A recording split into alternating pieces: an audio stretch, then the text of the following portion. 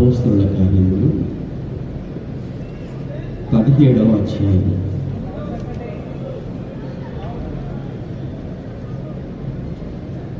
అపోస్తలుల కార్యములు 17వ అధ్యాయం. హమ్మింగ్ వస్తుంది కానీ వస్తుంది, హమ్మింగ్ వస్తుంది. వినిపించకపోతే ముందుకు వచ్చి కూర్చోవచ్చు కదా. ఎక్కడెక్కడో కూర్చుంటారు, మాకు వినపట్లేదు అంటారు. ఈ పెద్ద పెద్ద కూలర్స్ పెట్టారు కదా, ఈ కూలర్స్ శబ్దాలకు మీకు వినిపించదు. ముందుకు వస్తే బాగుంటుంది. కూలర్స్ ఆఫ్ చేయమంటారు, ఆఫ్ చేస్తే మీరు ఇక్కడ కూర్చోలేరు.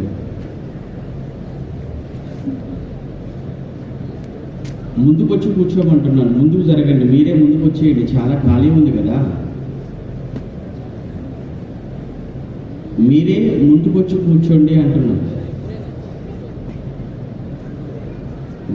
ఎవరికి వినిపించట్లేదో వాళ్ళంతా ముందుకు వచ్చి కూర్చోండి. వాక్యం వినాలనుకునే వాళ్ళు మాత్రం రండి, కొడుకోవాలని అనుకునే వాళ్ళు వెనకాల మినిస్టర్ ఎక్కడైనా కూర్చోవచ్చు.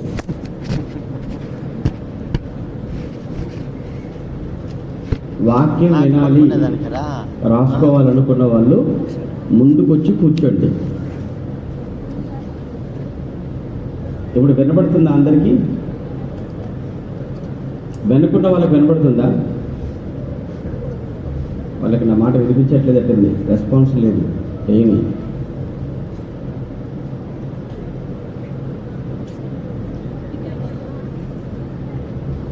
వెనుకున్న వాళ్ళకు నా మాట వినపడుతుందా? మరి వినపడుతుందని చేయొద్దండి, ఏదో చెప్పండి. ఓకే కదా, రైట్. ఇంకేం చేయకు, హమ్మింగ్ వస్తుంది చూడు. ఓకే. అపోస్తలుల కార్యములు 17వ అధ్యాయం. అపోస్తలుల కార్యములు 17వ అధ్యాయం 11వ వచనాన్ని జాగ్రత్తగా చూద్దాం. అపోస్తలుల కార్యములు 17వ అధ్యాయం 11వ వచనాన్ని నేను చదువుతున్నాను, జాగ్రత్తగా చూడండి. వీరు దెసలోనికలో ఉన్న వారి కంటే గనులై ఉండేది అన్న మాట మనకు కనబడుతుంది అక్కడ. వీరు దెసలోనికలో ఉన్న వారి కంటే గనులై ఉండేది అన్నాడు. సహజంగా ఈ మాట ఎన్నో మార్లు మీరు చదువుకొని ఉంటారు, ఎన్నో మార్లు సేవకులు చెప్పగా మీరు వినుంటారు. అయినా మరలా ఒక్కసారి ఈ మాటను ఆలోచించే ప్రయత్నం చేద్దాము. వీరు తెస్సలోనికలో ఉన్న వారి కంటే గనులు అన్నాడు. వీరు అనగా ఎవరు అనేది మొదటి ప్రశ్న అయితే, వారు తెస్సలోనికలో ఉన్న వారి కంటే ఎందుకు గనులు అనేది రెండో ప్రశ్న. ముందు వీరు అన్నాడు. వీరు అనేటువంటి మాట ఎవరిని సూచిస్తుంది? రెండు, వారు తెస్సలోనికలో ఉన్న వారి కంటే ఎందుకు గనులు? ప్రియులారా, ఇది తెలియాలి అని అంటే సందర్భం తెలియాలి. బైబిల్ అనగానే మీ ఎలా చదవాలి అనే పాఠంలో సందర్భాన్ని బట్టి బైబిల్లో చదువుకోవాలి, సందర్భాన్ని ఆలోచించాలి అని ఒక చిన్ని విషయం మీకు అందులో నేర్పించడం జరిగింది. బైబిల్ అనగానేమి అనేటువంటి ఆ పాఠంలో బైబిల్ చదువుతున్నప్పుడు కాలాన్ని బట్టి చదువుకోవాలి అని, సందర్భాన్ని పరిగణలోకి తీసుకోవాలి, ఎవరు మాట్లాడుతున్నారు, ఎవరితో మాట్లాడుతున్నారు, అలానే భాష, అక్కడ ఉపయోగించినటువంటి భాష ఏమిటి, అదే సమయంలో ఈ సిచ్యువేషన్ అంతా మనం చదువుతున్న ఈ సందర్భం అంతా ఏ స్థలంలో జరిగినటువంటి సందర్భం లేదా ఏ ప్రాంతంలో జరిగినటువంటి సందర్భం, ఇవి కూడా మనకు ఒక అవగాహన ఉండాలి. ప్రాంతం ఏంటి, సందర్భం ఏంటి, కాలం ఏంటి, ఎవరు, ఎవరితో, భాష ఉపయోగించిన భాష ఏంటి, అందులోని భావం ఏమిటి అని ఇన్ని ప్రశ్నలను మనం ముందు పెట్టుకుని బైబిల్ మనం చదివితే తప్ప బైబిల్ చెప్పిన విషయం మనకు అర్థం కాదు. దేవుడు ఏ ఉద్దేశంతో ఆ మాట రాయించాడో అన్నది అప్పుడే మనం సరిగ్గా అర్థం చేసుకోగలం. కారణం ఏంటంటే దేవుడి ఉద్దేశాలన్నీ పక్కకెళ్ళిపోయే మనుషుల ఉద్దేశాలు ముందుకు వచ్చేసాయి. ఈరోజు క్రైస్తవ సమాజంలో మనకు వినబడుతున్నటువంటి బోధనలో అత్యధిక భాగం ఏంటంటే దేవుని ఉద్దేశాలు కాదు, అంత మనుషుల ఉద్దేశాలతో కూడుకున్నటువంటి బోధలే ఎక్కువగా మనం వింటున్నాం. ఇలాంటి ప్రమాదకరమైన పరిస్థితుల్లో మన ఆత్మను మనం కాపాడుకోవాలి, మన ఆత్మను మనం రక్షించుకోవాలి అంటే తప్పనిసరిగా బైబిల్ పరిశీలన లేదా బైబిల్ పరిశోధన అవసరం. ఆ పరిశోధనలో లేదా ఆ పరిశోధన ఎలా చేయాలి అనేటువంటి ఆ విషయమే ఇప్పుడు మీకు చెప్పింది.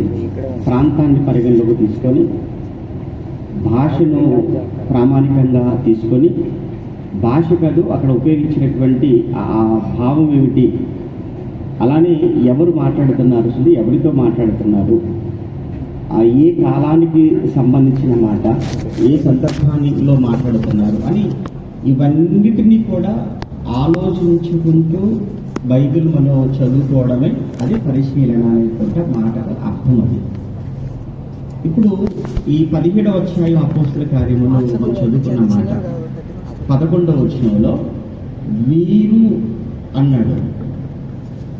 వీరు అంటే ఎవరు గురించి మాట్లాడుతున్నాడు? గ్రంథకర్త లూకా గారు అపోస్తల కార్యములు గ్రంథాన్ని లూకా గారు రాశారు. మనకు తెలుసు లూకా గారు 2 పుస్తకాలు రాశారు కొత్త నిబంధనలో. ఒకటి సువార్త అయితే మరొకటి చరిత్ర, అంటే సంఘ చరిత్రని చెప్పేటువంటి పుస్తకం. ఒకటి యేసుక్రీస్తు మరణ సమాధి పునరుత్థానాల గురించి చెప్పేది, ఒకటి లూకా గారు రాసినటువంటి సువార్త. అదే లూకా గారు యేసుక్రీస్తు మరణం తర్వాత ఏం జరిగింది అన్న విషయాన్ని కూడా ఆయనే రాశాడు. నిజంగా లక్కీ, చాలా అదృష్టవంతుడు. దేవుడు ఆయన్ని సెలెక్ట్ చేసుకున్నాడు. మత్తయ్య గారు ఎంతవరకు రాసి ఆపేశాడు అని అంటే యేసు పరలోకానికి ఆరోహణమే వెళ్ళిపోయాడు అంతే. ఆ తర్వాత ఏం జరిగింది చెప్పలేదు. మార్కు గారు కూడా యేసు ప్రభు పరలోకానికి ఆరోహణమే వెళ్ళిపోయాడు అంతే. ఆ తర్వాత ఏం జరిగింది మార్కు గారు చెప్పలేదు. యోహాను గారు కూడా యేసుక్రీస్తు ప్రభుల వారు ఆయన మరణం గెలిచి మరణాన్ని గెలిచి తిరిగి లేచిన తర్వాత పునరుత్థానుడైన తర్వాత ఆయన ఏమేం చేశాడు అనేటువంటి ఆ విషయాలతో ముగించేశాడు. కానీ లూకా గారు తన మొదటి గ్రంథమైన సువార్తలో ఆయన కూడా పరలోకానికి వెళ్ళాడు అని ముగించేసి సువార్తను, మళ్ళా 2వ గ్రంథంలో మాత్రం ఆయన పరలోకానికి వెళ్ళిన తర్వాత ఏం జరిగింది అక్కడి నుంచి స్టార్ట్ చేస్తాడు. మొదటి అధ్యాయం అక్కడి నుంచి కదా ఆరంభం అవుతుంది. అక్కడి నుంచి ప్రారంభించి నిజంగా ఒకవేళ అపోస్తల కార్యముల గ్రంథం అనేది బైబిల్లో లేకపోతే బైబిల్ అసంపూర్ణమైపోతుంది. ఎన్నో ప్రశ్నలకు మనకు సమాధానాలు మనకు దొరకని పరిస్థితి. అసలు పరిశుద్ధాత్మల గురించిన అవగాహన ఏమాత్రం కూడా మనకు ఉండదు అపోస్తల కార్యాల గ్రంథం లేకపోతే. కనుక ఈ పుస్తకం ఒక ప్రత్యేకమైనటువంటి పుస్తకం. అందుకే తప్పనిసరిగా ఆ పరిశీలన అనేది చాలా అవసరం మనకు. ఇప్పుడు మనం మాట్లాడుకుంటున్న ఈ మాట ఈ 17-11లో వీరు అనేటువంటి ఆ మాట ఏదైతే ఉందో అది ఎవరిని సూచిస్తుంది లేదా ఎవరిని తెలియచేస్తుంది అనేది మనకు తెలియాలి అని అంటే మనం పైనుంచి చదువుతూ వస్తే తప్ప మనకు అది అర్థం కాదు. ఇప్పుడు మరలా ఒకసారి మనం 11 చదువుకున్నాం కదా, ఇప్పుడు ఒకసారి ఎక్కడికి వెళ్దాము? 10వ వచనాన్ని చదువుకుందాం. 17వ అధ్యాయం 10వ వచనం. వెంటనే సహోదరులు రాత్రివేళ పౌలును సీలను బెరయకు పంపించిరి అన్నాడు. పౌలు సీలలు సహోదరులు వారిని బెరయకు పంపించేశారు. ఇంతకసలు బెరయ ఏంటి, తర్వాత తెస్సలోనిక ఏంటి, ఇవి కొంచెం మనకు తెలియాలి అని అంటే ఒకసారి 2వ పత్రిక కొరింథీయులకు రాసినటువంటి 2వ పత్రిక 8వ అధ్యాయం, కొరింథీయులకు రాసిన 2వ పత్రిక 8వ అధ్యాయము మొదటి వచనాన్ని ఒకసారి చదువుకుందాం. కొరింథీయులకు రాస్తున్నాడు, బాగా వినండి. ఇది కొరింథీయులకు రాసినటువంటి పత్రిక కదా. 8 మొదట్లో ఏమంటున్నాడు? సహోదరులారా, మాసిదోనియా సంఘములకు అనుగ్రహింపబడిన దేవుని కృపను గూర్చి మీకు తెలియజేయుచున్నాను. మరి వీరెవరు? మాసిదోనియా సంఘములకు అనుగ్రహింపబడిన కృపను గూర్చి మీకు తెలియజేయుచున్నాను అని కొరింథీయులకు చెప్తున్నాడు. మరి ఇంతకు కొరింథీలో ఉన్నవారు ఎవరు అంటే, కొరింథీలో ఉన్నటువంటి వారిని ఏమంటారు అంటే అకయ వాసులు అంటారు వారందరినీ కూడా. మాసిదోనియా అన్నాడు. మాసిదోనియా సంఘాలకు అనుగ్రహింపబడినటువంటి ఆ కృపను గూర్చి ఎవరికి చెప్తున్నాడు అంటే కొరింథీయులకు చెప్తున్నాడు. కొరింథీ అంటే ఏంటంటే అకయ ప్రాంతములో అదొక పట్టణం. బైబిల్లో మనకు అకయ గురించి కూడా రాయబడుతుంది కదా 9వ అధ్యాయంలో. అకయ వాళ్ళు ఈ పరిశుద్ధుల కొరకైన పరిచర్య విషయంలో సంవత్సరం ముందు నుంచే వాళ్ళు సిద్ధపడ్డారు అనే ఒక మాట మనకు కనబడుతుంది.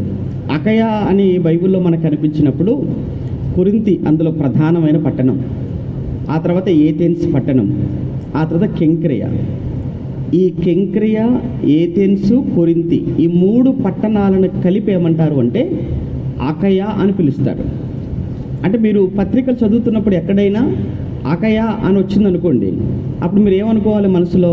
అకయ అనగానే కొరింథీ, ఏథెన్సు, అలానే కెంక్రేయ, ఈ 3ంటిని కలిపి మాట్లాడుతున్నాడు అన్నమాట పౌలు గారు అని మీరు అనుకుంటూ బైబిల్ చదువుకోవాలి. అంటే ఆ 3ంటిని కలిపి అకయ అన్నారు కనుక.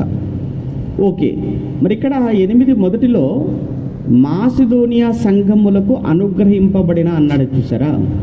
మరి మాసిదోనియా సంఘాలంటే సంఘము కాదు, మాసిదోనియా సంఘము కాదు. ఏమన్నాడు అక్కడ? మళ్ళీ స్పష్టంగా చదవండి. సహోదరులారా, మాసిదోనియా సంఘములకు అన్నాడు. మాసిదోనియా అనేది సంఘం కాదు. మాసిదోనియా అనేది సంఘము కాదు. మాసిదోనియాలో సంఘాలు ఉన్నాయి. భారతదేశం ఒక పట్టణమా? భారతదేశంలో రాష్ట్రాలు ఉన్నాయా? భారతదేశం అనే పట్టణం ఎక్కడైనా ఉందా? ఆంధ్రప్రదేశ్ అనే పట్టణం ఎక్కడైనా ఉందా? ఆంధ్రప్రదేశ్లో పట్టణాలు ఉంటాయి, అంతేకాని ఆంధ్రప్రదేశ్ అనే పట్టణం ఉండదు. అలానే మాసిదోనియా అనేది ఒక ప్రాంతం. ఆ మాసిదోనియా అనే ప్రాంతంలో పట్టణాలు ఉన్నాయి, ఆ పట్టణాలలో సంఘాలు ఉన్నాయి. ఆ సంఘాలు ఏంటంటే 1 ఫిలిప్పి, 2 తెస్సలోనిక, 3 బెరయ. ఇప్పుడు ఇక్కడికి ఎందుకు వచ్చామంటే, అక్కడ మీరు తెస్సలోనిక అనేటువంటి పట్టణాన్ని గురించి చదువుకున్నాం కదా, సంఘాన్ని గురించి 17వ అధ్యాయంలో.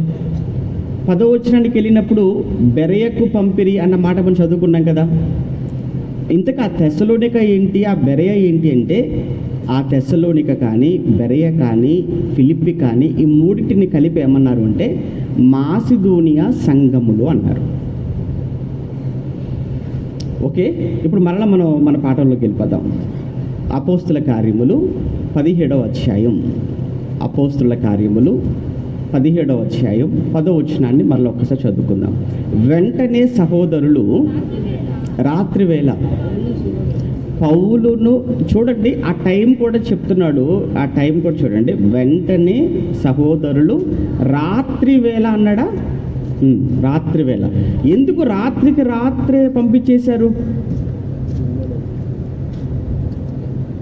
రాత్రికి రాత్రి పౌలు గారిని, శీలను, తిమోతిని, ఈ 3ని రాత్రికి రాత్రి తెస్సలోనికలో ఉన్న సహోదరులు తెస్సలోనిక నుంచి పంపించేశారు బెరయకు. రాత్రికి రాత్రి ఎందుకు పంపించేసేయాలి?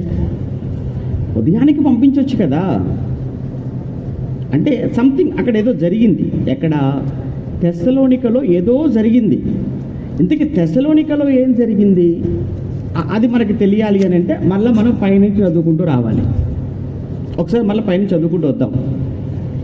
ఎక్కడ? 17వ అధ్యాయంలో తెస్సలోనిక పత్రిక, క్షమించండి, అపోస్తుల కార్యములు 17వ అధ్యాయంలో మొదటి వచనము నుంచి మనం చదువుతూ వస్తే నేను చదువుతాను. వారు అంఫిపొలి అపోల్లోనియా పట్టణముల మీదుగా వెళ్ళి తెస్సలోనికకు వచ్చిరి.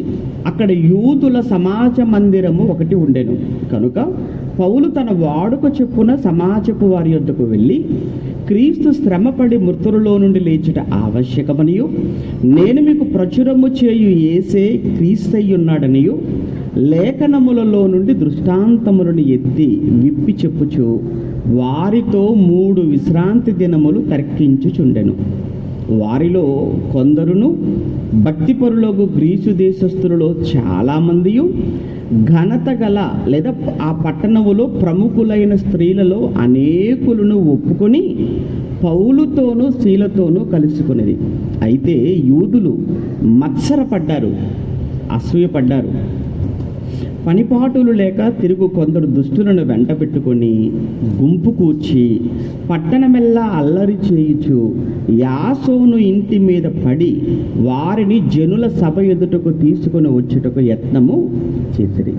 అయితే వారు కనబడనందున యాసోనును కొందరు సహోదరులను ఆ పట్టణపు అధికారుల యొద్దకు ఈడ్చుకొని పోయి భూలోకమును తలక్రిందులు చేసిన వీరు ఇక్కడికి కూడా వచ్చి ఉన్నారు. యాసోను వీరిని చేర్చుకొని ఉన్నాడు. వీరందరూ అనగా ఈ పౌలు, ఈ శీల, ఈ తిమోతి, ఈ యాసోను వీరందరూ యేసు అనే వేరొక రాజు ఉన్నాడని చెప్పి కైసరు చట్టములకు విరోధముగా నడుచుకునివారు అని కేకలు వేసిరి. ఈ మాటలు వినుచున్న జనసమూహము పట్టణపు అధికారులను కలవరపరిచిరి.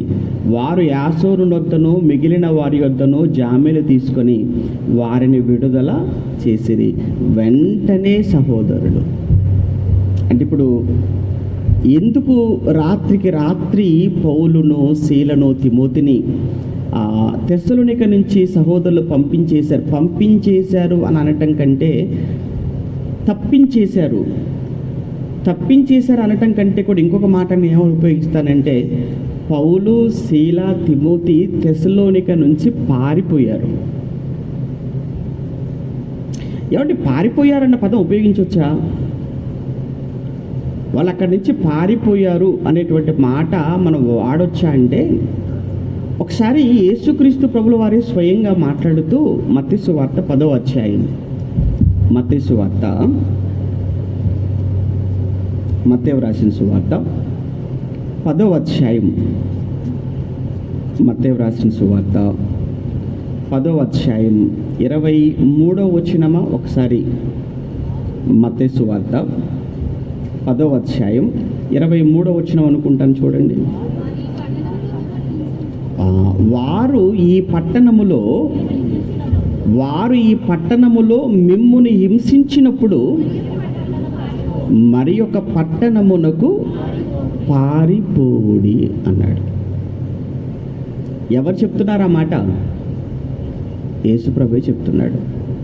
వారు మిమ్మల్ని ఈ పట్టణములో హింసిస్తున్నారు, తెస్సలోనికలో మిమ్మల్ని హింసిస్తున్నారు కదా, మరి తెస్సలోనిక పట్టణములో మిమ్మల్ని హింసించినప్పుడు మీరు ఇక్కడే ఎందుకు ఉండాలి? పారిపోండి. అందుకు పౌలు, శీల, తిమోతి వారు పారిపోయారు.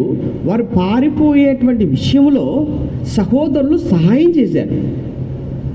ఎక్కడున్న సహోదరులు? వాళ్ళు తెస్సలోనికలో ఉన్న సహోదరులు. ఇక్కడ ఈ తెస్సలోనికలో నుంచి వారు పారిపోవడానికి, వారిని తప్పించడానికి కారణం ఏంటంటే, మీరు చదువుకున్న దాంట్లో మీరు కొన్ని విషయాలు మీకు అర్థమయ్యాయి అనుకుంటున్నాను. పౌలు, శీల, తిమోతి వెళ్ళారు, 3 వారాలు ఉన్నారు తెస్సలోనికలో, 3 వారాలు వాక్యం చెప్పారు. వారు చెప్పినటువంటి వాక్యానికి యూదులలో కొందరు మారారు. మీరు ఎక్కడ కూడా మీరు చూడండి, పౌలు గారి ఏమంటారు సువార్తలో ఆయన ఎక్కడికి వెళ్ళా మొట్టమొదట సమాజ మందిరాల్లోనికి వెళ్తుంటాడు ఎక్కువగా. ఎందుకంటే యూదులు సమాజ మందిరాలలో కూడుకుంటారు. ఇతను కూడా యూదుడు, యేసు ప్రభు కూడా యూదుల్లో నుంచి వచ్చినవాడు. ఆ యేసు ప్రభు యొక్క రాకను గూర్చి వారు యూదులు నమ్ముతున్న, వారు చదువుతున్నటువంటి ధర్మశాస్త్ర గ్రంథాలు కానీ, ప్రవక్తల గ్రంథాలు కానీ, ఆ కీర్తన గ్రంథాలలో యేసు గురించి వ్రాయబడి ఉన్నది కనుక మొట్టమొదట యూదులైన వారు చాలా సులువుగా యేసును అంగీకరించడానికి అవకాశం ఉంది. ఎందుకంటే ప్రవక్తలు చెప్పింది ఈ క్రీస్తు గురించే, కీర్తనలో వ్రాయబడింది ఇతని గురించే, ధర్మశాస్త్రం చెప్పింది కూడా ఇతని గురించే అని వారిని ఒప్పించటం చాలా సులువు. ఎందుకంటే లేఖనాలు ఉన్నాయి కనుక వారి దగ్గర ఆల్రెడీ. అందుకైనా మొట్టమొదటి ఎక్కడికి వెళ్ళినా కానీ ఈ సమాజ మందిరాలను లక్ష్యంగా చేసుకొని అందులోనికి వెళ్ళి వారితో తర్కించి వారిని ఒప్పిస్తూ ఉండేవాడు పౌలు గారు. ఆ క్రమంలో ఈ తెస్సలోనికకు వచ్చాడు. తెస్సలోనికలో 3 వారాలు ఉంటున్న సమయంలో పౌలు గారు చాలా ప్రయాసపడ్డాడు. వారితో చాలా వాదోపవాదాలు జరిగాయి. వెంటనే యూదులలో కొంతమంది వెంటనే అంగీకరించారు. నిజమే, ఆ ధర్మశాస్త్రములో ఉన్నటువంటి ఆ క్రీస్తు, మీరు ప్రకటించేటువంటి యేసు ఒక్కడే అని నమ్మారు. కొంతమంది గ్రీసు దేశస్తులలో భక్తులైన వారు కొంతమంది నమ్మారు. అలానే ఆ పట్టణ ప్రముఖులలో స్త్రీలలో కూడా కొంతమంది నమ్మారు అనేది అక్కడ మనం చదువుకున్నది. ఇలా అందరూ కూడా ఈ పౌలు చెబుతున్నటువంటి యేసును గురించిన సువార్త విని మారడం చూసి యూదులలో మత ఛాందసవాదంతో ఉన్నటువంటి వారు తట్టుకోలేక భరించలేక ఇక్కడే ఉంటే, ఈ పౌలు అనేవాడు ఇక్కడే ఉంటే ఇక కొద్ది రోజులు ఇక మన సమాజ మందిరాలన్నీ కూడా మనం మూసేసుకోవాలి, ఈ సునుగోగ్స్ అనేవి ఏవి ఉండవు ఇంకా అని ఆలోచించి ఏం చేశారు, ఏవి చేయలేక, మాటలతో గెలవలేక. విషయం ఏంటంటే మాటలతో గెలవలేక, ఇక మాటలతో గెలవలేని వాడు చేసే పని ఏంటంటే దాడులు చేస్తాడు. మాటలతో గెలవలేని వాడు చేసే పని ఏంటంటే శ్రమ పెడతాడు. మాటలతో గెలవలేని వాడు చేసే పని ఏంటంటే ఇక చంపటం. మీరు చూడండి, అంతే కదా. చేతకాని వాడు చేసే పని ఏంటంటే నిందించటం, అవమానపరచటం, కొట్టటం, బెదిరించటం, చంపటం. ఇవన్నీ సబ్జెక్ట్ ఉన్నవాడు, మాట్లాడగలిగిన వాడు, ఒప్పించగలిగిన వాడు, ధైర్యం ఉన్నవాడు చేసే పనులు కావివి. అవి ఎవరు చేసినా. కనుక యూదులంతా కూడా ఒక రకంగా చెప్పాలంటే డిఫెన్స్లో పడిపోతున్నారు వాళ్ళంతా పౌలు గారితో మాట్లాడలేక. ఎందుకంటే ఆయన చెప్తుంది సత్యం, కాదనడానికి లేదు. మరి ఎలా మనం ఎదిరించాలి?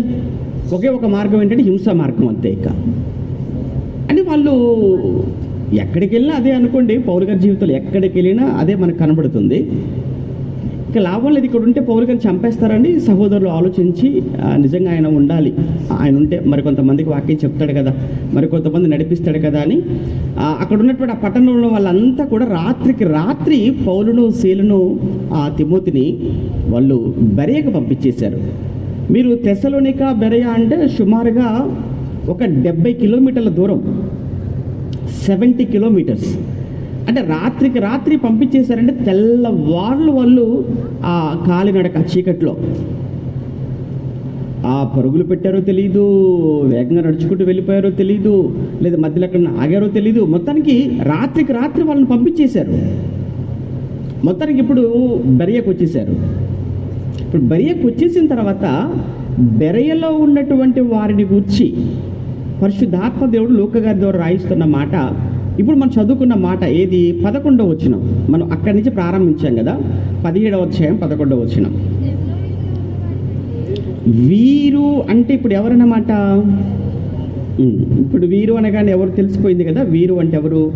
బెరయలో ఉన్నవారు. బెరయలో ఉన్నవారు ఎవరు? వారు క్రైస్తవులా?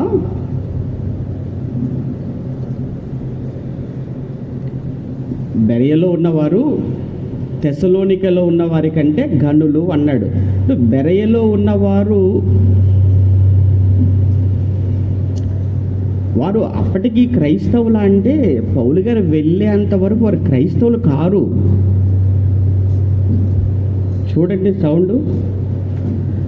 పౌలు గారు వెళ్ళినంత వరకు ఇంకా సువార్త వెళ్ళలేదు కదా. మరి పౌలు గారు వెళ్ళినంత వరకు సువార్త అక్కడికి వెళ్ళలేదంటే అక్కడ సంఘం ఏమి లేనట్లే కదా. మరి ఎవరు వాళ్ళంతా కూడా అంటే వాళ్ళంతా కూడా యూదులే.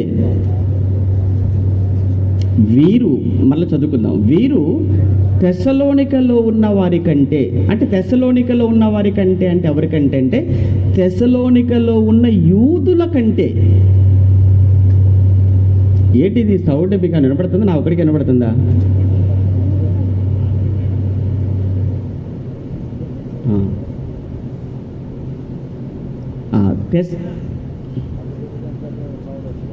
Okay okay okay okay okay okay తెస్సలోనికేలో ఉన్న యూదుల కంటే బెరయలో ఉన్నటువంటి యూదులు గనులు,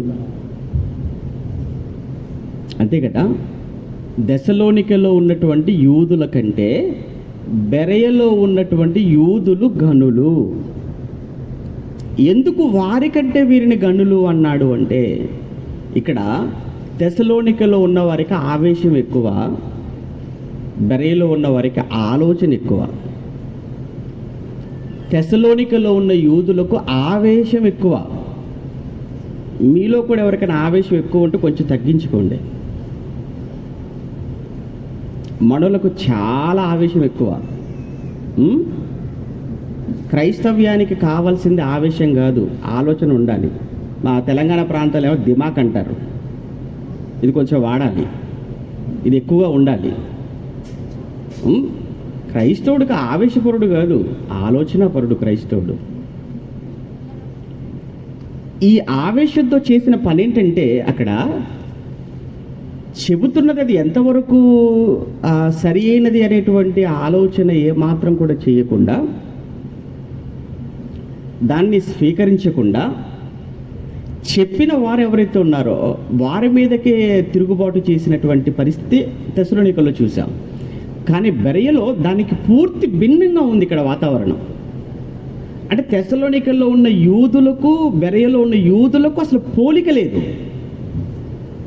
కారణం ఏంటంటే అదే చెప్తున్నాడు, వారు గనులై ఉండిరి గనుక, ఆ పద చూడండి, తెస్సలోనికేలో ఉన్న వారి కంటే వీరు గనులై ఉండిరి గనుక ఆసక్తితో వాక్యమును అంగీకరించి పౌలును సీలయును చెప్పినటువంటి సంగతులు అలాగూ ఉన్నవో లేవో అని ప్రతి దినము లేఖనములను పరిశోధించుచు వచ్చింది.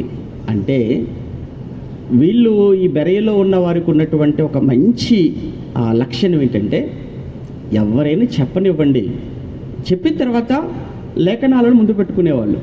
అప్పటికి ధర్మశాస్త్రం ఉంది, అప్పటికి ప్రవక్తల గ్రంథాలు ఉన్నాయి, అప్పటికి కీర్తన గ్రంథాలు ఇవన్నీ ఉన్నాయి కదా. ఎప్పుడైతే పౌలు గారు చెప్పారో యేసుని గురించి, శీల ఏమంటే వీళ్ళిద్దరు ఎప్పుడైతే యేసుని గురించి ప్రకటించేశారో, వీళ్ళు మాట్లాడినవి వీళ్ళు ప్రకటించినవి ఆ గ్రంథాలను దగ్గర పెట్టుకొని నిజంగా ఇతని గురించి అయినా చెప్పాడు. ఇప్పుడు యెషయా గ్రంథం చదువుతున్నప్పుడు యెషయా గ్రంథం 53వ అధ్యాయం అంతా కూడా యేసుక్రీస్తు యొక్క శిలువను గురించి, ఆ శిలువలో ఆయన అనుభవించే శ్రమలను గురించి, ఆయన మరణాన్ని గురించి, ఆయన పునరుత్థానాన్ని గురించి యెషయా గారు చాలా చక్కగా వర్ణిస్తూ రాశాడు. ఇప్పుడు పౌలు శీలలు మాట్లాడుతున్నప్పుడు ఆ యెషయా గ్రంథాన్ని ముందు పెట్టుకున్నారు. నిజంగా వీళ్ళు చెప్తున్న యేసు ఇలా అనుభవించాడు అంటున్నారు, నిజంగా ఇలా అనుభవిస్తాడని నిజంగా ఆ గ్రంథంలో ఉందా? ఉంది, కరెక్టే. కనుక ఆ యెషయా గారు చెప్పింది ఏమంటారు పౌలు గారు చెప్తున్నది సింక్ అవుతుంది. అప్పుడు వీళ్ళు అంగీకరించారు.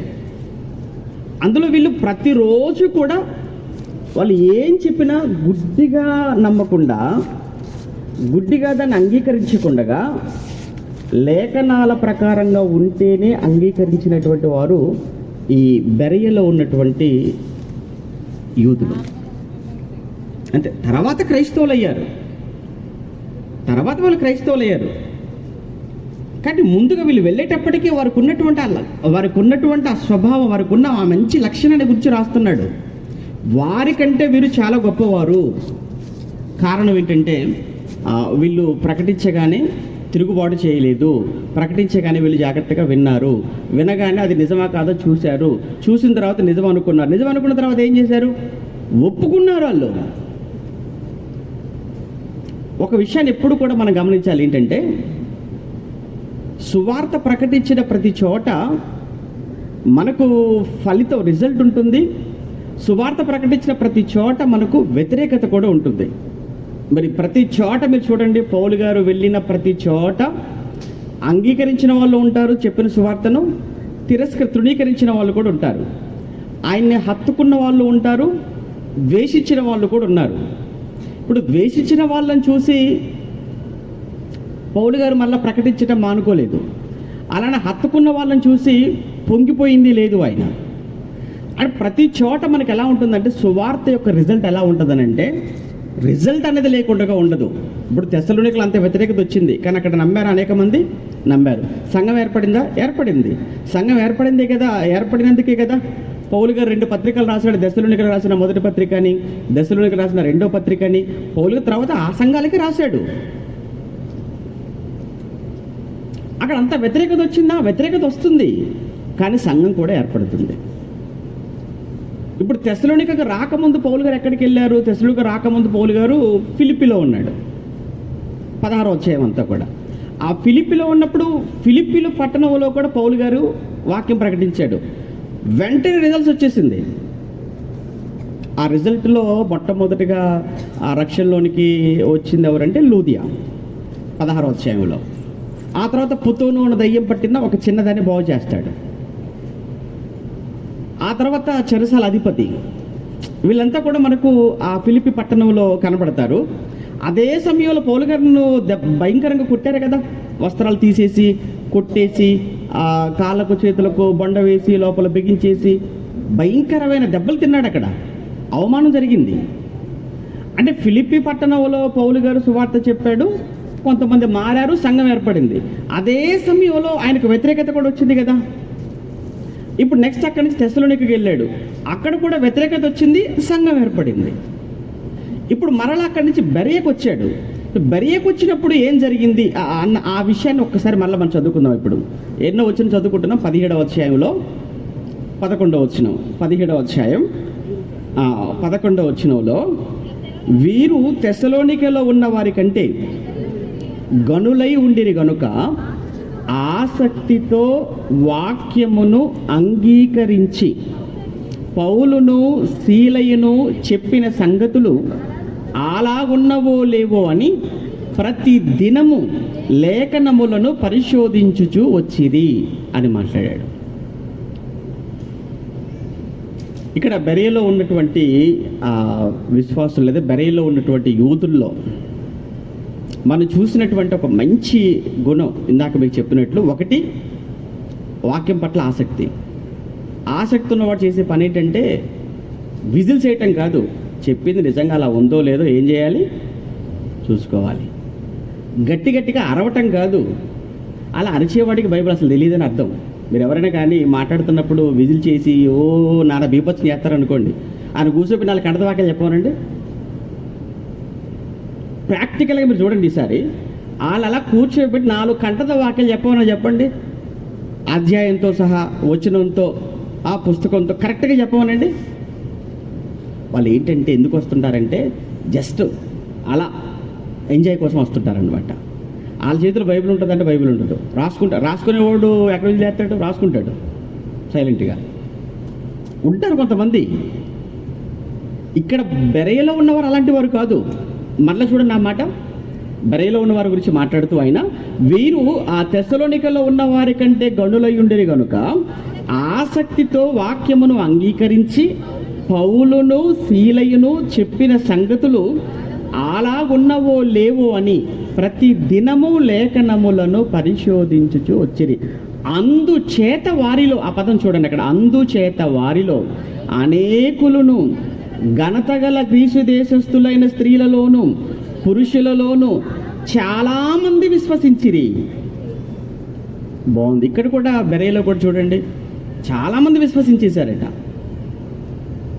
తెస్సలోనికలో ఉన్న వారి కంటే కూడా వీళ్ళలో ఆ విశ్వాసం చాలా గొప్పదిగా ఎదిగింది. కారణం ఏంటంటే అక్కడ వాళ్ళు అసలు ఏ మాత్రం కూడా లేఖనాలు తీసిన వాళ్ళు కాదు, చూసిన వాళ్ళు కాదు, పరిశీలించిన వారు గారు. అందుకే ఏం చేశారంటే తిరుగుబాటు చేశారు.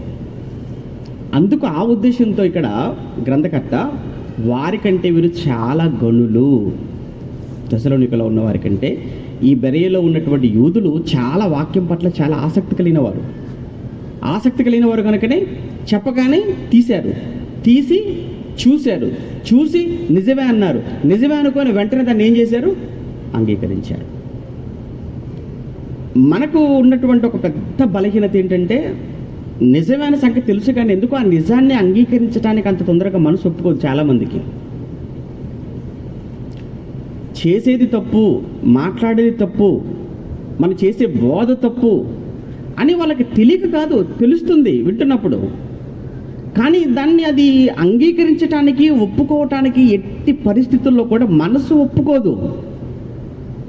కారణం ఏంటంటే సమాజం ఏమనుకుంటుందో, మనుషులు ఏమనుకుంటారో, ఈ సమాజ దృష్టిలో మనకున్న స్థాయి ఏమైపోతుందో, ఇలా ఆలోచిస్తుంటారే తప్ప దేవుడు ఏమనుకుంటాడో, రేపు చచ్చిపోతే నా పరిస్థితి ఏంటో, ఈరోజు యేసు వస్తే నేను నిలబడగలను ఆయన ముందు అంటే ఈ విధమైనటువంటి భయం, ఆలోచన ఏముండదు.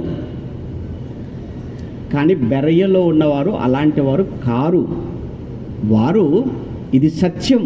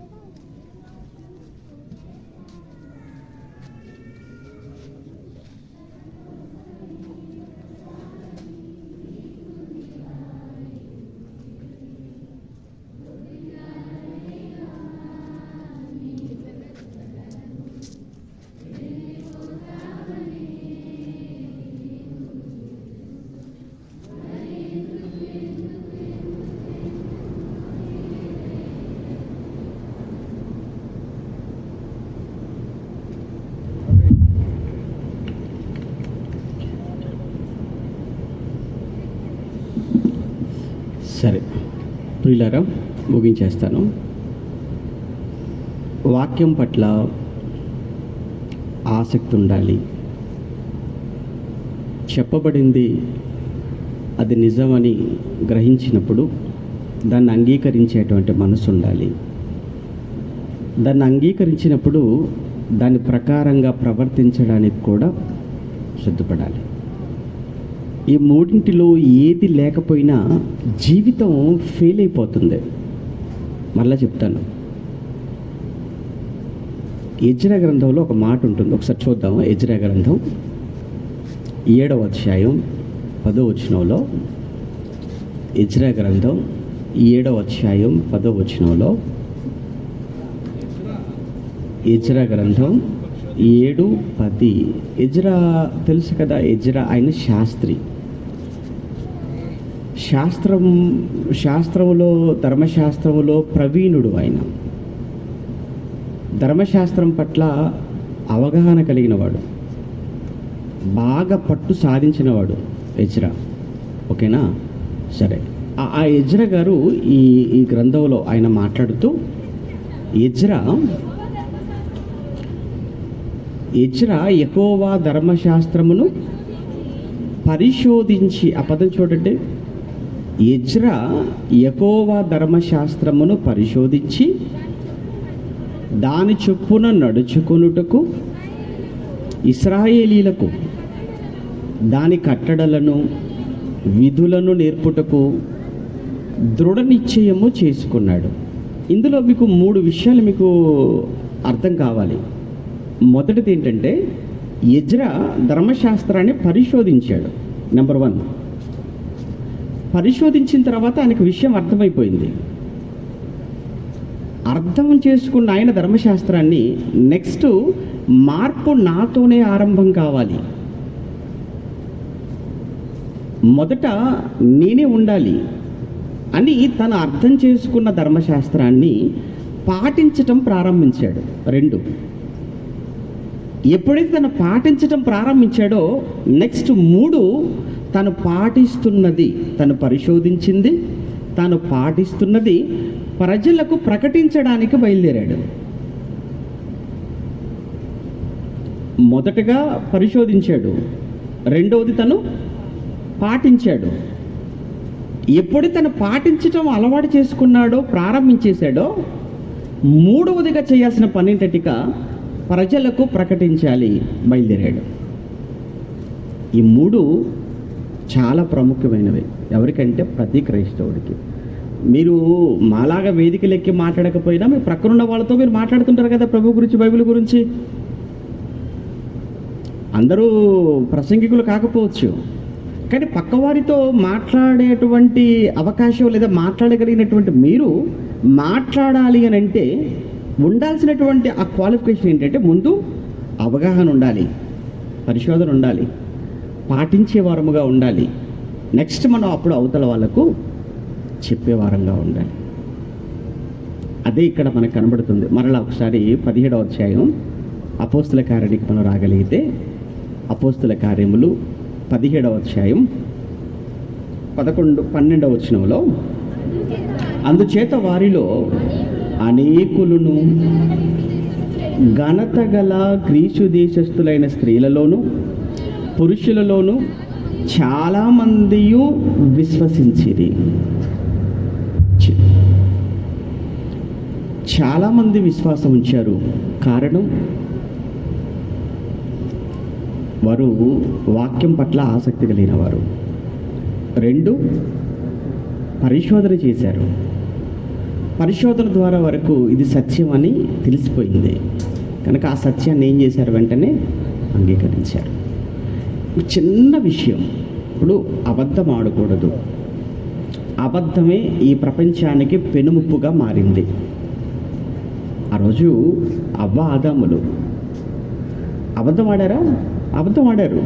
తిన్నామని ఒప్పుకున్నారా? ఇద్దరిలో ఎవరైనా తిన్నామని ఏమని ఇద్దరిలో ఏ ఒక్కరూ ఒప్పుకోలేదు.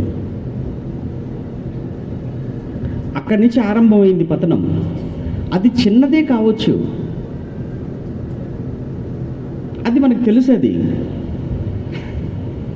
కానీ ఎందుకో చాలా కష్టం. అది అబద్ధం ఆడకుండా ఉండలేరు. వేషధారణ వద్దన్నాడు, నటించకుండా ఉండలేరు. కపటం వద్దన్నాడు, కానీ ఎందుకో లోన చాలా కపటం పెట్టుకుంటాము, బయటికి మాత్రం చాలా ప్రేమతో మాట్లాడుతుంటాం. అంటే ఇది మనం ఎవరినో నమ్మించడానికి, ఎవరినో మనం మోసం చేయటానికి అన్నట్లుగా మనం అనుకుంటున్నాం, కానీ అల్టిమేట్గా ఎవరినో కాదు, మనల్ని మనమే మోసం చేసుకుంటామనే సంగతి మాత్రం బైబిల్ చెప్పింది. అది అంటే ఇది కాదు, ఇది మంచిది కాదు అని తెలిసినప్పుడు దాన్ని మానుకోవాలి కదా. ఇది నిజం అన్నప్పుడు దాన్ని మనం స్వీకరించాలి కదా.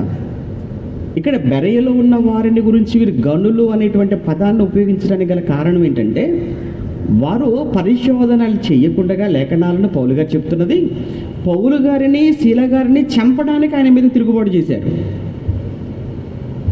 ఒకవేళ పరిశోధన చేస్తుంటే నిజంగా ప్రభుకు దాసులైపోయే వాళ్ళేమో వాళ్ళు కూడా. పరిశోధన లేకపోవటం వలన జరిగినటువంటి అనర్థం ఏంటంటే, పౌలును శీలను వారిని హింసించడానికి, వారిని పట్టుకోవడానికి, చంపడానికి, దాడి చేయడానికి ప్రయత్నం జరిగింది తెస్సలోనికలో. కానీ వారికంటే వీరు ఎందుకు గనులు అంటున్నాడు అని అంటే, ప్రధానమైన కారణం ఏంటంటే, బెరయలో ఉన్న యూదుల్లో ఉన్నది ఏంటంటే పరిశోధన ఉంది. బెరయలో ఉన్న యూదుల్లో ఉన్న ఒక మంచి లక్షణం ఏంటంటే లేఖనాల పట్ల పరిశోధన ఆసక్తి కలిగిన వారు. అందుకే ఇక్కడ బెరయలో ఎవ్వరూ కూడా పౌలు గారిని శీల గారిని దాడి చేయాలని కానీ, వారిని పట్టుకోవాలని కానీ, చంపాలని కానీ ఎవ్వరూ అనుకోలేదు బెరయలో. మరి బెరయ నుంచి కూడా పౌలు గారు పారిపోయాడు, శీల గారు బెరయ నుంచి కూడా పారిపోయారు. ఇంతకీ బెరయ నుంచి కూడా పౌలు శీలలు పారిపోవడానికి కారణం ఏంటి? బెరయలో ఉన్నవారు కాదంటే బెరయలో ఉన్నవారు కాదు, వారు అక్కడి నుంచి పారిపోవడానికి కారణం కూడా తెస్సలోనికలో ఉన్నవారే. ఈ విషయమే కింది మాటలో మనకు కనబడుతుంది. అందుకు చూడు తర్వాత ఎన్నో వచ్చినది 13. అయితే బెరయలో కూడా పౌలు దేవుని వాక్యము ప్రచురించుచున్నాడని తెసలోనికలో ఉన్న యూదులు తెలుసుకొని, అది విషయం, తెసలోనికలో ఉన్న యూదులు తెలుసుకొని అక్కడికి వచ్చి జన సమూహములను రేపి కలవరపరిచిరి. వెంటనే సహోదరులు పౌలును సముద్రము వరకు వెళ్ళమని పంపిరి. అయితే సీలయు తిమోతియు అక్కడనే నిలిచిపోయిరి. పౌలును సాగనంప వెళ్ళిన వారు అతన్ని ఏథెన్స్ పట్టణమునకు తోడుకొని వచ్చి సీలయు తిమోతియు సాధ్యమైనంత శీఘ్రముగా అతని యొద్దకు రావాలనని ఆజ్ఞ పొంది బయలుదేరి వెళ్ళిపోయారు. చూసారు ఇక్కడ తెసలోనికలో ప్రమాదం అని అక్కడి నుంచి పారిపోయి ఎక్కడికి వచ్చారు? బెరయకు వచ్చారు. బెరయ నుంచి మరలా ఇప్పుడు పారిపోతున్నారు. ఎక్కడికి పారిపోతున్నారు? బెరయ నుంచి ఏథెన్స్కి వెళ్ళిపోతున్నారు. ఇప్పుడు తెసలోనికలో వారు పారిపోవటానికి కారణం ఏంటంటే అక్కడున్న యూదులు. మరి బెరయకు వచ్చారు. బెరయ నుంచి పారిపోవటానికి కారణం బెరయలో ఉన్న యూదులు కాదు. బెరయ నుంచి వాళ్ళు పారిపోవటానికి కూడా కారణం ఎవరట? తెసలోనికలో ఉన్న యూదులే కారణం. అంటే తెసలోనికకు పౌలు సీలలో వస్తే అక్కడ వారిని చెప్పనివ్వలేదు. వారిని అక్కడ చెప్పనివ్వకుండా పట్టుకోవడానికి ప్రయత్నం చేశారు. పోనీ వీళ్ళు దొరకలేదు కదా అని చెప్పి నెక్స్ట్ ఏం చేశారంటే ఈయన ఎవరింట్లో అయితే ఆశ్రయం, ఎవరింట్లో అయితే తలదాచుకున్నాడో యాసోను, ఆయన మరి ఈడ్చుకొని తీసుకెళ్ళిపోయారట. ఈడ్చుకొని వెళ్ళిపోయారు. అంత పగతో ఉన్నారు, అంత ద్వేషంతో ఉన్నారు పౌలు శీలల మీద. ఆ సమయంలో పౌలు శీలలు కానీ వాళ్ళకి కనబడి ఉంటే భయంకరమైన దాడి చేసేవారు. ఆ దాడిలో పౌలు శీలలు అవసరమైతే ఏమంటే చంపేసేవాళ్ళు కూడా వాళ్ళు. అలాంటి ఒక భయంకరమైన ప్రాణాపాయ పరిస్థితుల్లో నుంచి పౌలు శీలలను అక్కడ ఉన్నటువంటి నిజంగా ఆ తెసలోనికలో ఉన్న విశ్వసించిన వాళ్ళు చూసారా క్రీస్తును, నిజంగా వాళ్ళకు థ్యాంక్స్ చెప్పాలి. ఎందుకంటే వాళ్ళు కానీ ఒకవేళ ధైర్యం చేసి పౌలు శీల రాత్రికి రాత్రి వారిని అక్కడి నుంచి పంపిండకపోతే, వాళ్ళ చేతులు పడిపోయి ఉంటే పౌలు శీలలు ఏమైపోయే వాళ్ళు? చచ్చిపోయే వాళ్ళేమో. ఒకవేళ అక్కడే తెసలోనికలోని పౌలు శీలను చంపేసి ఉంటే వాళ్ళు బెరేకు వాక్యం వెళ్ళేది కాదు, ఏథెన్స్కి వాక్యం వెళ్ళేది కాదు, అక్కడి నుంచి కొరింథీకి వాక్యం వెళ్ళేది కాదు, కొరింథీ నుంచి కెంక్రేయకు వాక్యం వెళ్ళేది కాదు, అక్కడి నుంచి ఎఫెసీకి వాక్యం వెళ్ళేది కాదు. ఇక మిగతా ప్రాంతాలలో ఎక్కడికి వాక్యం వెళ్ళే అవకాశమే లేకపోయేది, ఆసియా అంతా కూడా. అంటే ఎందుకు ఈ మాట?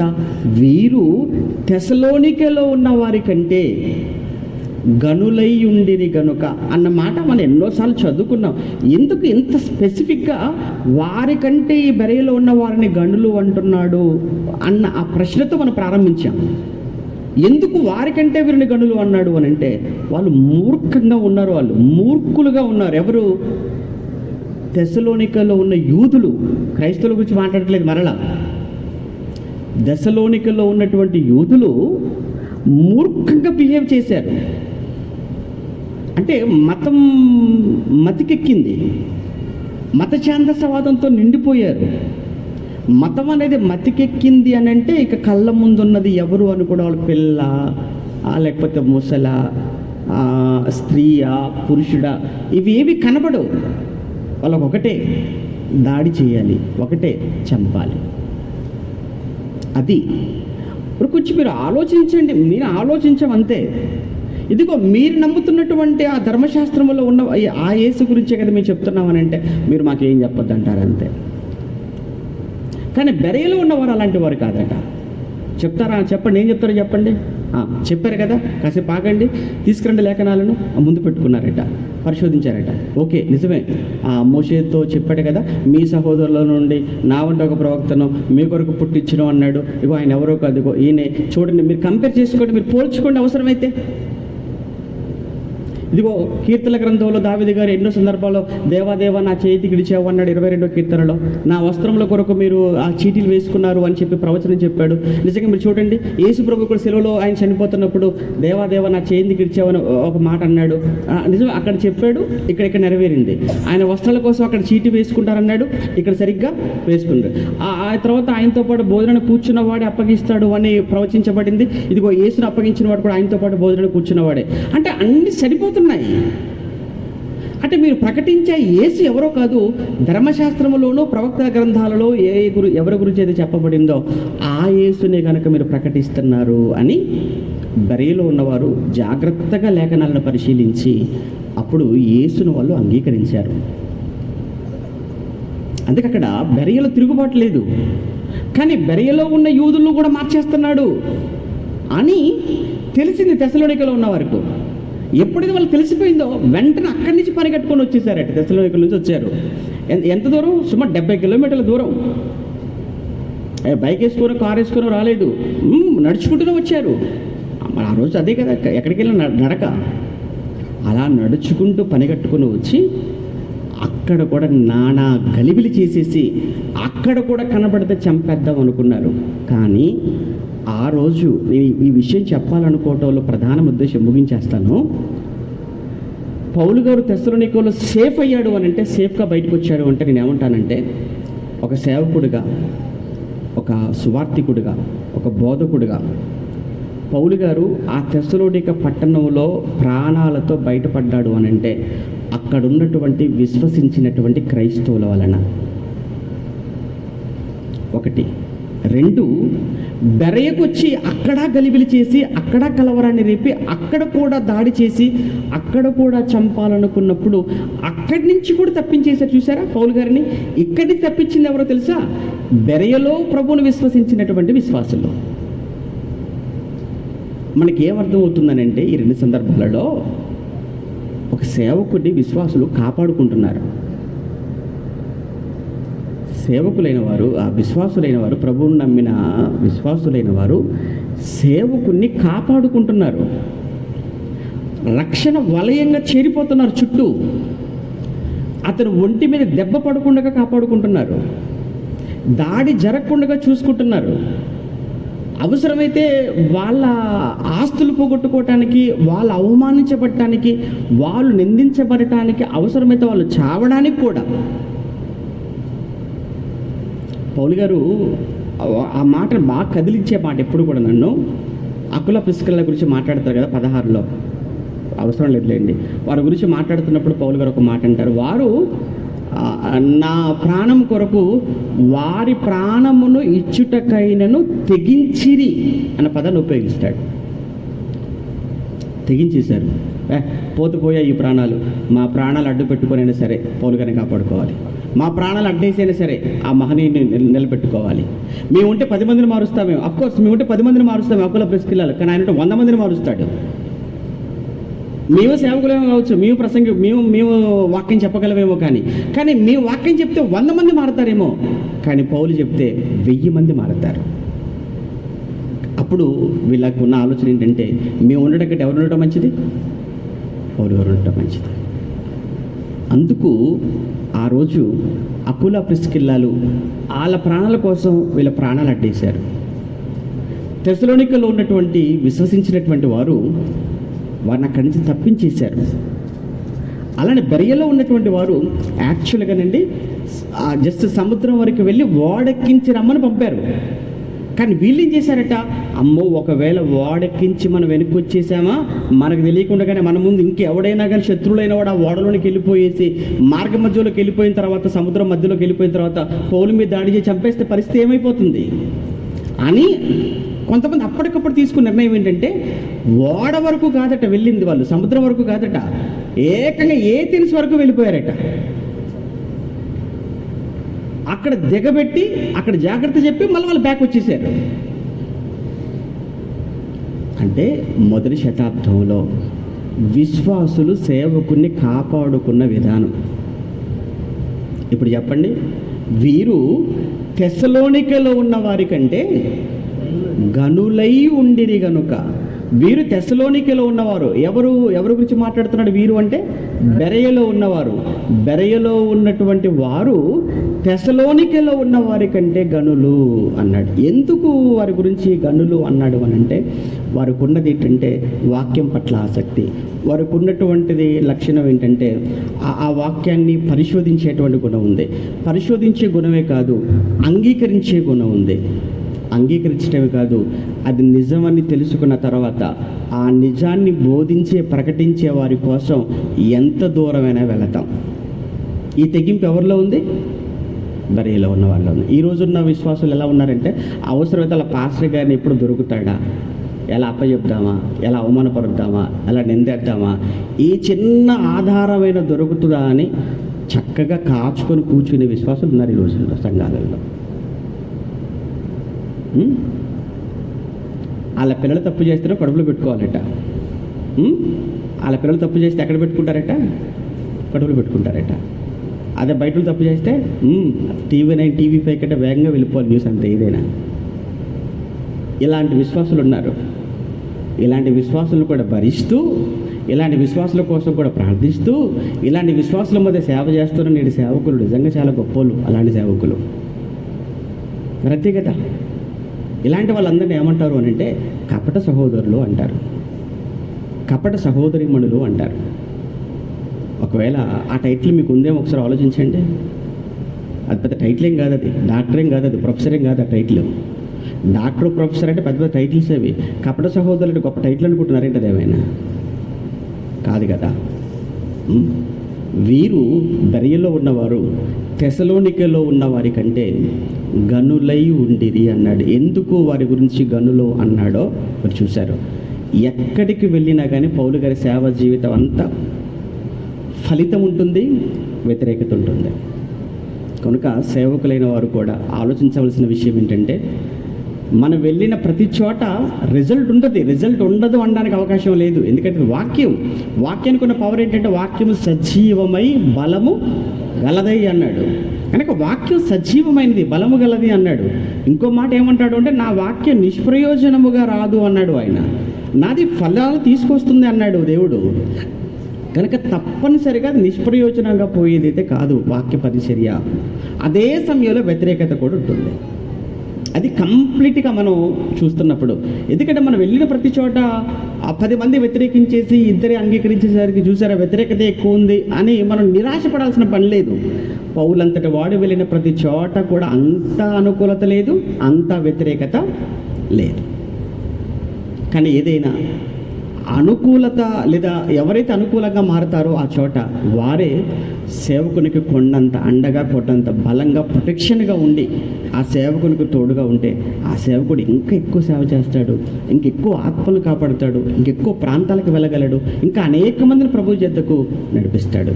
కనుక అలాంటి ప్రోత్సహించేటువంటి విశ్వాసులుగా ఈ రోజున్న విశ్వాసులు ఉండాలి అనేది ఈ పాఠంలో మనకు అర్థం కావాల్సింది. ఎందుకంటే తెసలోనికలో విశ్వాసులు ఒకవేళ నిర్లక్ష్యంగా ఉంటే, ఏ మాత్రం కూడా తెసలోనికలో ఉన్న విశ్వాసులు నిర్లక్ష్యంగా ఉంటే ఖచ్చితంగా ఆ దాడిలో పౌలు గారికి ఏదైనా జరిగేది. కానీ విశ్వాసం చూసారా ఎంత అలర్ట్ అయిపోయారు, వెంటనే తప్పించేశారు అక్కడి నుంచి. వెళ్ళిపోండి బరేకు. అలానే బెరియలో కూడా ప్రమాదం వచ్చి పడింది తెసలోనికలో ఉన్నవారి వలన. మళ్ళీ అక్కడ ఉన్న విశ్వాసులు మళ్ళీ పంపించేశారు. పంపించడమే కాదు, అవసరమైతే పద మీతో పాటు ఎంత దూరాన్ని మేము వచ్చేస్తాం, మీరు ఏథెన్స్కి వెళ్తారా, ఏథెన్స్కి వచ్చేస్తాం, అక్కడ దిగబెట్టి వచ్చేస్తాం. లేదనుకుంటే పౌలు గారు ఆయన పరిచర్య మధ్యలోనే ఆగిపోవాల్సి వచ్చేదేమో. కనుక ప్రియులారా, విశ్వాసులైనటువంటి వాళ్ళందరూ కూడా గమనించండి. మీ ప్రాంతాలలో మీరు వెళుతున్న చోట మీకు సేవకులుగా ఉండి పరిచర్య చేసే వాళ్ళు ఎవరైతే ఉన్నారో వాళ్ళ కోసం ఆలోచించండి. మీరు వాళ్ళకి బలంగా ఉండండి, బలహీనతగా మారకండి. మీరు వారికి బలంగా ఉండండి, మీరు వారికి ఒక వలయంగా ఉండండి, మీరు వారికి ప్రొటెక్షన్గా ఉండండి, మీరు వారికి ఒక ధైర్యంగా ఉండండి. అప్పుడు వాళ్ళు చేసే సేవలో మీరు కూడా పాలిభాగస్తులు అవుతారు. వాళ్ళు రక్షించేటువంటి ఆత్మలలో దేవుడు మీకు కూడా పాలిస్తాడు. ప్రార్థన చేసుకుందాం. ప్రేమగల తండ్రి, పరిశుద్ధుడా,